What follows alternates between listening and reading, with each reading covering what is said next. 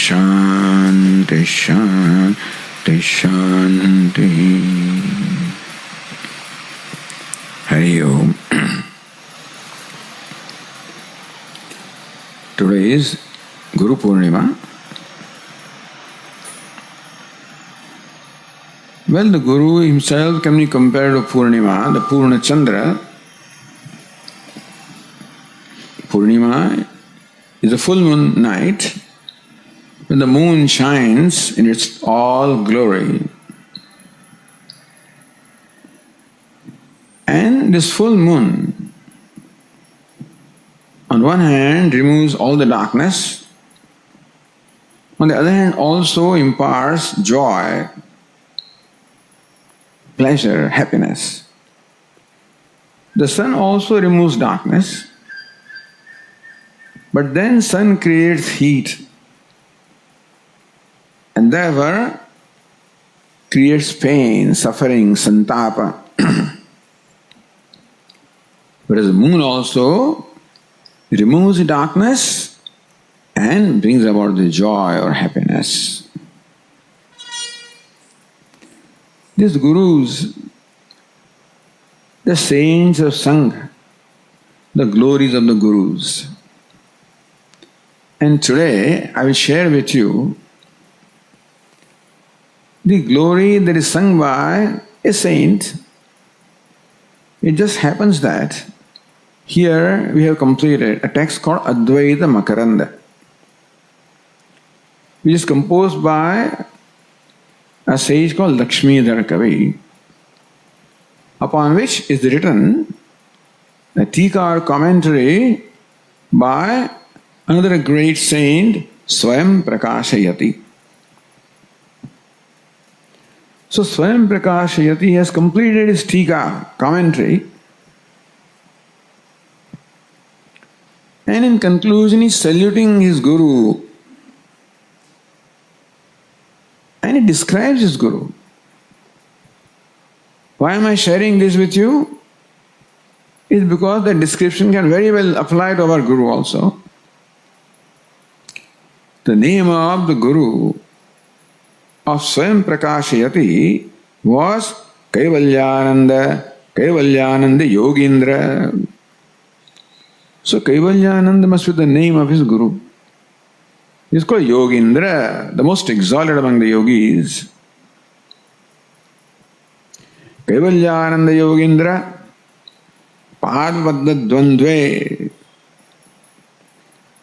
The Pada Dvandva, the 2 feet of the Guru, my Guru, Kaivalyananda Yogindra, are like Padma, they are like the lotus. The pair of the lotuses in the form of the 2 delicate feet of my Guru, Sri Kaivalyananda Yogindra. Suprasanne, these lotuses are blooming, and they are blooming such that from these lotuses is oozing that very honey which is which is contained by the lotus. So this pair of lotus, the blooming lotuses of the pair of my feet of my Guru, which lotuses are, from which is oozing the moksha sara, the very essence of moksha is oozing from this lotus feet of my Guru. Shuddhai hamsai sevite. This pair of lotuses, sevite, are all the time served by, enjoyed by Shuddhai hamsai, by the pure-minded Hamsa or the Swan. Hamsa also means Paramhamsa, the sannyasis. They are called just as Hamsa or as the Swan is supposed to be able to separate the milk from water. So also Paramhamsa, the wise person, separates the self from the non-self. Shuddha Hamsai, this pure Hamsa, Swan, or the swan enjoying the pure intellect, they always enjoy this lotus, the pair of lotuses in the form of the feet of my teacher. Shuddhaihi hamsaihi sevite padmadvandve. This padmadvandva, this pair of lotuses, sevite, is always served by, always contemplated by, always meditated upon by the Shuddha Hamsa. These swans, the sages enjoying that viveka or discrimination, they always meditate upon this lotus, pair of lotuses in the form of my teacher. Then what do you want? Macchetosi bhrungalilam vidattam. Maccheta arthi. My mind, which is desirous, arthi. Here, what does your mind desire? It desires moksha. And look at this. The feet of my teacher, the lotus is, from there this moksha rasa is oozing constantly. So, O my mind, bhrungalilam vidattam. You assume the state of bhrunga or a bhramara or a bumblebee. You know bhramara, bumblebee, a large black bee. That bee always goes to a lotus. It is a connoisseur of the rasa or the honey that the lotuses give. This bhramara will not go to any other flower. It only enjoys the honey oozing from the full-bloomed lotus. O my mind, O chitta, may also become a bhrunga, may also become a bumblebee, and constantly enjoy the rasa, the ananda, the moksha rasa, constantly oozing from the full-bloomed lotuses of the 2 feet of my teacher, Kaivalyananda Yogendra. Meaning, O mind, constantly meditate upon the lotus feet of the teacher. So, meditation upon the lotus feet of the teacher also is prescribed as a means of knowledge. Because feet are those which support, they are the adhishthanam. And this knowledge upon which the teacher, of course, is sustained.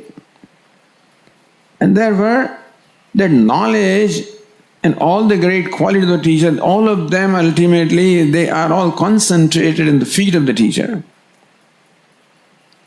And therefore, disciple here instructs or urges his mind to constantly meditate upon the lotus feet of the teacher. The feet are beautiful, like lotus, like full-bloomed lotus. They are fragrant, they are sweet, oozing the rasa, oozing the very rasa of the knowledge and liberation. So here, this great sage, Swam Prakashayati, prescribes the meditation upon the lotus feet of the teacher as a means of enjoying the rasa, the essence of moksha, of liberation, of knowledge. And he is very practical. He says, rather than my trying to extract that rasa or the joy from the statements of Vedanta, instead of that, why not I go where the rasa is readily available? And that is the lotus feet of my teacher, from which the essence, the rasa, the sap, the joy of moksha is constantly oozing. So I can easily partake of that. O mind, may you meditate upon the 2 lotus feet of the great teacher. And so this is what we also pray today on the day of Guru Purnima, that our mind may meditate upon the lotus feet of the teacher. We do the Pada Puja today. That's why we talked about the Pada, the feet, the lotus feet. And Pada Puja is, of course, worshipping the feet, meditating upon the feet, because the feet of the teacher represent all that the teacher stands for. The freedom, the liberation, the joy, the love. All this rasa, the essence is oozing constantly. And therefore, the easy way, rather than my trying to extract all the rasa from the scriptures, it's easy for me to get it by meditating upon the feet of the teacher. And what's the nature of meditation? Like a bhrunga, like a bumblebee, you can see it's meditating upon. It's totally focused upon the honey or the rasa essence which is coming out, which is extracting from the lotus. And so also the mind may be totally focused upon the lotus feet, and it will find that from there the rasa, the sap, the joy of knowledge and liberation is oozing. May you drink it, enjoy that rasa. So, today also, I pray to our great teacher to help us all to meditate upon his feet, meditate upon him. We are all lazy. About trying to do what all he did, we want to take a shortcut by simply meditating upon him, thinking upon him, his glories, his greatness, his knowledge, his compassion, his large-heartedness, his freedom, his joy. And we imbibe those things so that we also become that. With that prayer, I conclude.